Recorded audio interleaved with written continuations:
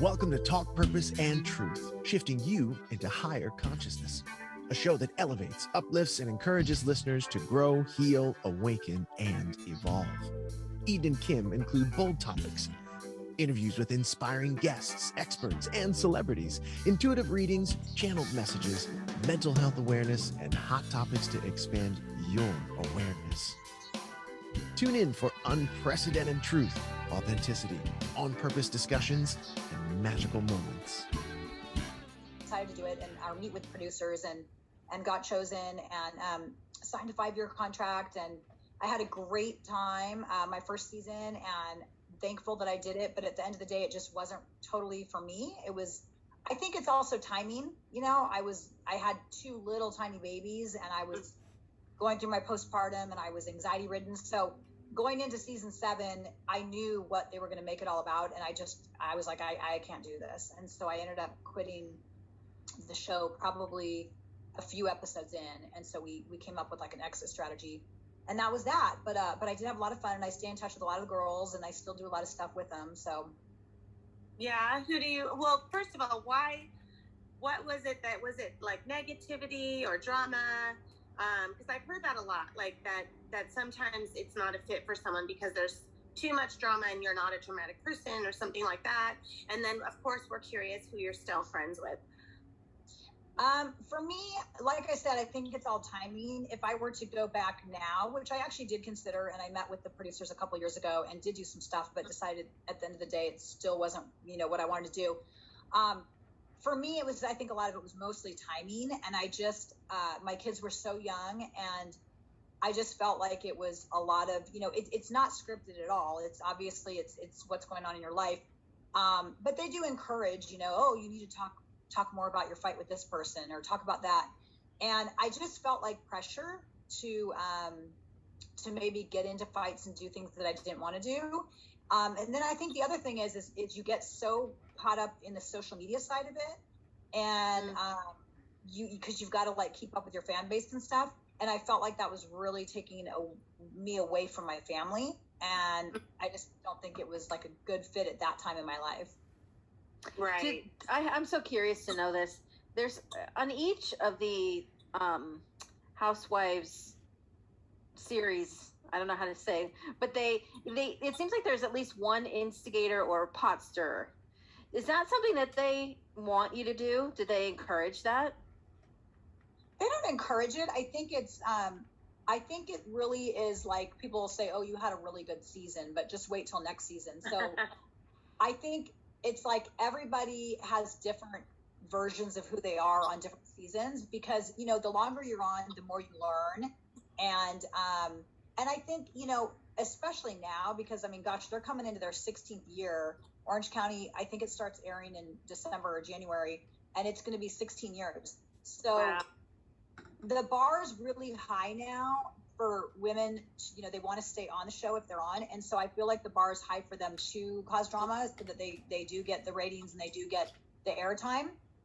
So I don't think producers like really have to, they don't have to tell anybody be the instigator, because I think the women are just kind of doing it on their own anyways. Okay. Right. And you still see some, like I saw on your Instagram, you were with Taylor and Lynn, right? I think it was Lynn. Yeah. So are you still friends with Alexis? No. Unfortunately, we stopped being friends once I came on, and so I've seen her. I haven't seen her in a really long time, but I had seen her at a few Bravo events, and I'm always cordial to her. But we just, we're not friends. But I'm really good friends with Lynn. I'm really good friends with Lizzie. I'm great friends with Lydia. I just had dinner with Kelly and her husband on Saturday. I was with Taylor on Saturday, and Taylor and I used to be really close, and then we hadn't seen each other in a while, so it was really good to reconnect with her on Saturday. Mm-hmm. I'm great friends with Lori Peterson. I'm great friends with Gretchen. Gina, I was with Gina Saturday night, and I was with Tammy Knickerbocker Saturday night. So yeah, so many still. You guys need your own show. I know, right? And you didn't mention Vicky and Tamra. Sorry. So I do talk to Vicky. I actually saw her 2 weekends ago. We were at an event together on Friday night. And I hadn't seen Tamara or talked to her in a while, but recently we just kind of got reconnected as well. But I just haven't seen her in a long time. Wow. So, That's but yeah, I actually wrote 2 years ago. I didn't write. I came up with an idea of doing a show with the ex-housewives, and so I called it Ex-Housewives Uncensored, and it was a live show, and so I did 2 shows, one in Irvine and one in Brea with Lizzie and Lynn, and it was the 3 of us. And they were really, it was really fun, and they were going really well. And actually, the improv wanted to sign us on to do like a lot of different improvs around the U.S. And then unfortunately, COVID hit, and that was over. Oh yeah. You should do that, because that's what Frank and some of the guys from Housewives of New Jersey, the husbands, do a show, a Frank Sinatra tribute, and then they have the guys on there, like all talking about what goes on with their wives and their lives and funny and stuff like that. So I think it'd be huge if you did that. Yeah, I mean, like I said, it went well for the 2 we did, and then COVID shut it down. And I may revisit it now, but we'll just kind of see what happens. I don't know if Frank is also doing the thing with Joe, but I'm friends with Melissa and Joe Gorga, and I know Joe's doing comedy, so I don't know if that's it's the same thing. Okay, cool. Yeah. So okay, well, we'll look for it. We'll have to come when that happens again. Yeah, I'll let you know for sure if it starts back up. So in relation to postpartum, we talk a lot on this show about different aspects of mental health, and I think that what people don't realize with postpartum is it's not something someone chooses to go through or their fault, and it is a part of mental health. And so I know you have had postpartum depression in the past and now help others with this, and you executive produced a documentary, When the Bow Breaks, with Carney Wilson and Brooke Shields involved. Can you talk more about that and what you went through? I was actually in the documentary. I wasn't one of the producers, my friend Tanya was, but yeah, that actually worked out kind of nice because a friend of mine, Tanya, we had modeled together years ago, and she was a producer on that documentary, and I just happened to be filming Housewives at the time, and she contacted me and said, hey, I want you to do this documentary, and if possible, would they want to show it on Housewives, because it'd be a great way to get more people more, I don't know the word I wanted to use, not interested, but people to really understand what postpartum is. Right. And so they came. I told Bravo, and they were like totally up for it. So they came to film me while I was getting filmed for the documentary. And yeah, Kim, you're right. Like, it's not something you choose. It's not something that, like some people think like, oh, that never happened to me. I mean, I was always like a super happy-go-lucky person. And, then all of a sudden I'm, 7.5 months pregnant with my first, and I hurt my knee and I'm stuck on crutches for 3 weeks. So I don't know if I feel like that kind of started, the whole downfall. And then once I had London, I was just like, oh my God, what do I do with this baby? Like, I almost feel like they need to teach a class in school. Yeah. I really think in high school they should have like a baby, how to take care of a baby, because I had no clue. Like, I didn't even know how to change a diaper. I was like, thank God my husband has younger siblings. And yeah, he's like, hey, I felt like that too. Yeah. So you just feel so lost, and you feel like really alone. And at first I just thought it was, just stress and, oh, I'm just tired. And then my mother-in-law is a naturopath, and she finally kind of did like an intervention. She's like, okay, it's been like, I think it was close to London's first birthday. And she's like, you've got to get on something. Like, I don't think you realize that you have postpartum, but you definitely do. And so then I started taking some different supplements. I wanted to do everything natural. And so what worked best for me was a supplement called 5-HTP. Yeah, I've heard of that. And I did try SAMe as well. SAMe was good, and L-theanine. And so, yeah, it was just, and it's not something like, some people, when they're depressed, they can talk about it. For me, like, I got really withdrawn. I would still go do all the play dates with the moms, but I never told any of them I was going through it. So then when the documentary came out, they're like, oh my God, we didn't realize that was going on. I'm like, yeah, I felt like if I told them, that they would think that I'm a bad mom or I don't care about my baby, Right. So it was really hard to go through that. Well, that's like a stigma that we feel like there's shame in feeling that way. Right. Well, I think it really needs to, it's like any of that, anything like anxiety or, I went through really psycho hormone issues, and I'm finally been feeling better for quite a while now. But a lot of times it felt like, what is wrong with me? What did I do to deserve this? How did I make it happen? Instead of like, it really just happened. Like it's something that just came about and it's inherited and all this stuff. But you do go through that, like the stigma around it, like, okay, I'm not normal, I'm crazy, or whatever, might come in. So it's important that we do speak up about all of this, because it helps people go, okay, I'm not alone. This is something that just can happen, just like people go through stuff, go through migraines or, Absolutely. different lupus or something like that. Yeah. Mm-hmm. Well, and the hormone thing is a really big thing, because I just started doing some hormone stuff, and that really can mess you up. I mean, thankfully I didn't get too crazy, but I, just little things, like I was like, gosh, I feel like I'm really snappy lately, and I just thought it was like COVID or whatever. But then it turns out, I went and got all my levels checked, and it's like, oh, well, I'm really low in estrogen, and I'm kind of low in testosterone. And so I think now it's like, I'm like becoming the guru now, like tell all my friends, oh, you need to go get your hormones checked. You have to do this. So I think that's huge. Help as many people as you can. Yeah, totally. And it can happen to men too. I just want to put that out there. Yeah. Oh, absolutely. Yeah. Okay. So shifting gears a little bit, something a little lighter. You've been surrounded in the media for a long time, for many years, doing modeling, hosting, and, do you feel pressure to look a certain way? And how do you feel about plastic surgery, doing those things, since you're in the media? I think there's a little bit of pressure, but the one thing I like about aging is that you start to not give a shit. Yeah. I don't know if I'm supposed to cuss. Sorry. Oh, it's fine. No, totally Okay, fine. good. No, edit that out. No, I'm kidding. Okay. So, yeah, I think that the nice thing about getting older is you kind of start to not care.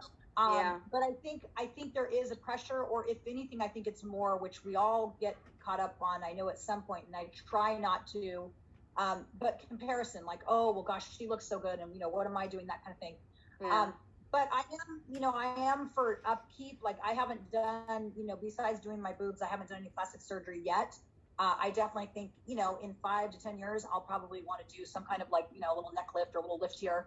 But I do a lot of laser. I think that's really important. It builds collagen. I'm not a fan of doing any kind of fillers. I do Botox regularly, but I don't do filler because I don't want to have a puffy face like a lot of the women get. And so my main thing is just doing Botox and doing a lot of laser and drinking a lot of water, eating healthy, and then using a good skincare line. And not giving a shit. And not giving a shit. I like it. Yes, that's not her giving quote. even though sometimes it will get the best of you, but I try to, most of the time I try to just not give a shit. Right. Yeah, I'm big with lasers. I just had, you guys can't tell because my phone's slightly blurry, but I had, it's called like Morpheus mixed with, oh my God, I can't think. Oh, Accutite. It's a treatment called Accutite and a treatment called Morpheus. And it's both 2 types of lasers.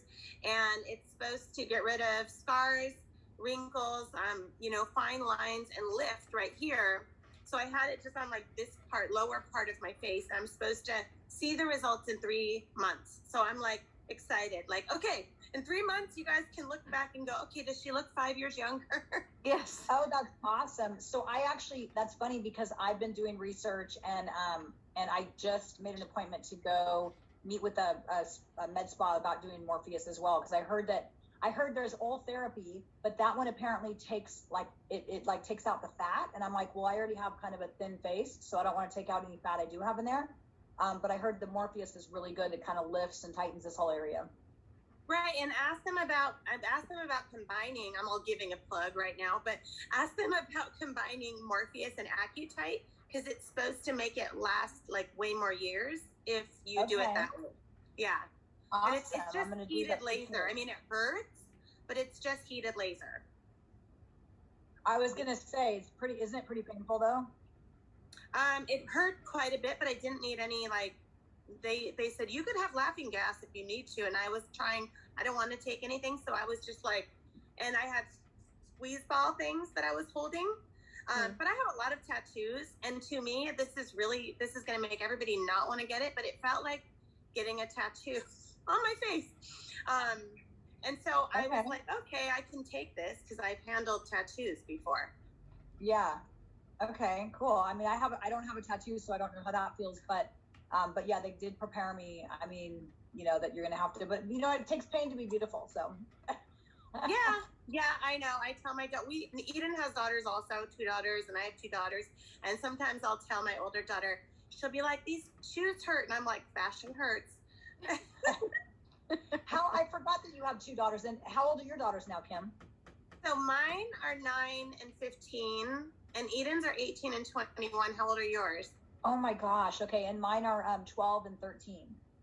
Oh, okay. Yeah, we're all kind of around. So yeah, you'll see, Peggy, once yours get like 1 and 2 years older than that, all of a sudden they're just like makeup and wearing your clothes, and you're like, whoa, they became little women. It's really interesting. Oh yeah. My 13-year-old, she'll actually be 14 next month, and she's already like, oh, I'm going to borrow that purse, or I'm going to borrow this, or da da da. Yeah. I always find it flattering, like when my daughter borrows my clothes or my purses or jewelry, because I'm like, okay, well then that means I'm a cool, stylish mom. Like if she doesn't think it's dorky, you know? For sure, yeah. And Eden, yours are a little older, so yeah. So how is that? You're out of the hormone stage probably, which is good. I'm 50. And no, I'm sorry, not you. I mean the kids are out the of like that. Oh, their hormones. Yeah, their like, hormones. Because I'm like, I'm right there. No, for them. For your daughters, they're not like just getting their period, so it's probably a little easier. Yeah, actually, I haven't really thought about that, but I think easier on one level, yes. But I think there's always something to worry about, you know. But now they're really, you know, they're on their own. I can't say much. That's the thing. So it's less easy because they don't have to listen to me. Yeah. I know one of her daughters is still in high school at home, and then her other daughter is on here. She's invisible. She does our PR and marketing, and just did our beautiful website, Skylar. Oh, that's awesome. She's in college. Yeah, she's in college. So yeah, they get to just make their own decisions. And sometimes they'll ask for advice, but most of the time, no, they have a mind of their own. So it's the letting go, because then you get to that point where, and it's sad because they don't really need you anymore. Yeah, so just hold on to them now. I already get sad because now all of a sudden, like it used to be, you know, they would always want to hang out with us and watch movies, and then now all of a sudden, like last night, we finished dinner. We always still do a family dinner, which is great. But we finished dinner and they like ran upstairs, and my husband's like, well, I guess it's you and me, because they just want to go up and be on their phone or game with their friends on the computer or whatever. Yeah. Yep.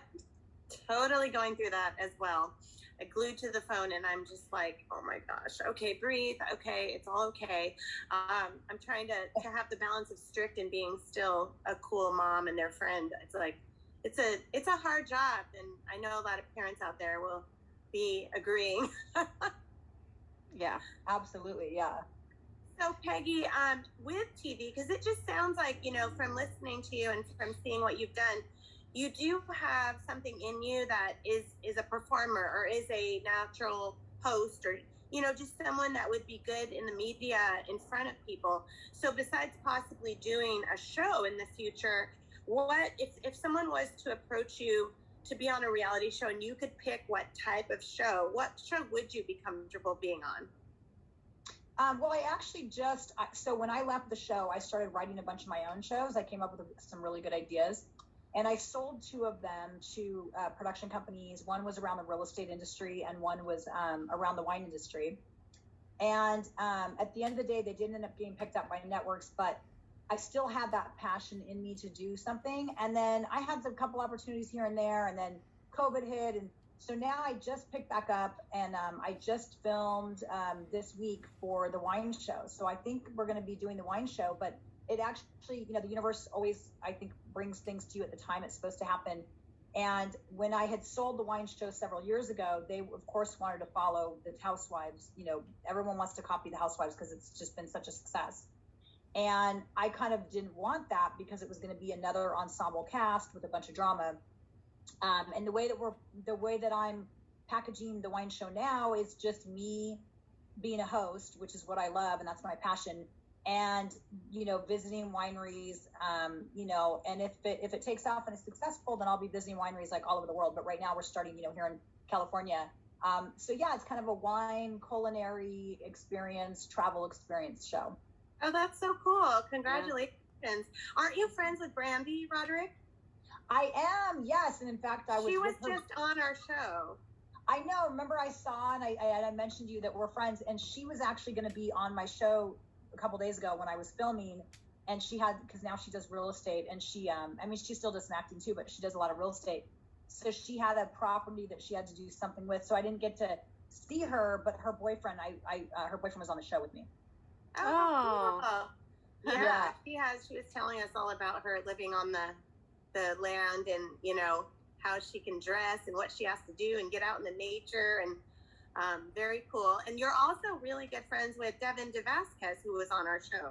Yeah, so I know it's so funny because we have so many people in common. And then if you remember, do you remember when I met you and we did the round table? Mm-hmm. And Tiffany Hendra was there. Oh, yeah. And we became friends, and then she ends up moving to Dallas and got on Dallas Housewives. And so she called me and she's like, remember me? She's like, you're not going to believe it, but I'm going on Dallas Housewives. And so she wanted advice on, what to do and how to handle it and stuff. And then I thought it was funny. We talked about it later. I was like, oh, you were like me. It wasn't, the type of she got off because it did not fit her. Yeah, absolutely. But yeah, Devin is a sweetheart. I mean, I love all of them. I love Tiffany. I love Brandy. They're all, and Devin's great. So I met Devin, was on Housewives. This lady who handled PR and marketing for this really big TV producer, she, I guess, was a fan of the show, and she saw me shooting guns on there, and her boss would do this shooting tournament every year. And so she reached out to me and to my publicist and said, I want Peggy to come to this shooting tournament. So we went, my husband and I went, and it was a whole weekend, and it was really fun. And we met Ron and Devin there and became great friends. And they actually spent Christmas with us last year. And Ron and my husband, Ron and my husband are like best of friends. Like they talk probably like 5 times a day. Oh, that's so cool. Ron, you can get along, anyone can get along with Ron. He's just the nicest guy. He is so sweet. And, they text each other because they're over in Italy right now. And it's so great because I feel like he's revived his career because, he quit Bold and Beautiful. And then when we met him, he was kind of, doing a little bit of music, but he wasn't really doing much. And then all of a sudden they decided to, for him to get back into the music full time. And now he's over in Italy and here in the States, I think, of course, people knew who he was, but it wasn't like that big. Whereas when he goes over to Italy, it's like everybody knows him and they love everything he does. Yeah. So it's really cool for them. Yeah. That's so cool. I love how many connections. And I didn't realize that about Tiffany. I thought, for some reason, I felt like you guys already knew each other. So I didn't realize you met her at my event. I think we had met, we were talking about this recently. I think we had met like originally through maybe some modeling and auditions and stuff, but I didn't really get to know her personally until your event. And then when she moved back to Dallas, we kind of lost touch, but then she reached out when she got on the show. And then I was actually just in Dallas in April, so I reached out to her and we tried to get together for lunch. It didn't end up working out, but yeah, I still talk to her. How cool. Yeah, she helped. I spoke at a big event in Dallas, and I texted her, and she connected me to her hair person because I needed someone to do my hair. Oh, nice. So it's funny how you end up. And then who else was on that panel back then? That was years ago. Gosh, when I used to do women's events. Susanna, it was Susie Feldman back then, but now it's Susanna Sprague. I don't know if you remember her. She was married to Corey Feldman. Oh my God! Yes, I do. Yeah, I do remember her. Yeah. Yeah. Now she was just on our show, but she's not with Corey anymore, and she's doing amazing. And she's like a speaker and a coach, and does all these cool things. Now she really made a great thing out of her life. Oh, that's awesome. That's so good to hear.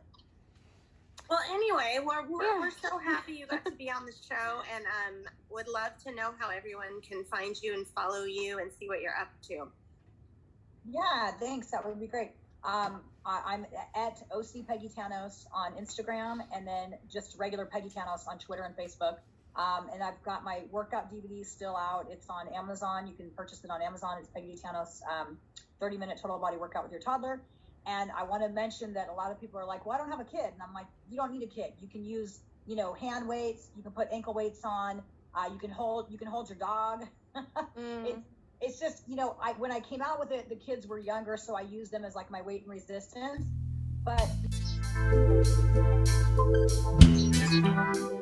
Thank you for listening to Talk Purpose and Truth podcast. Find out more at talkpurposeandtruth.com. And follow us at Talk Purpose Truth on Instagram and Facebook.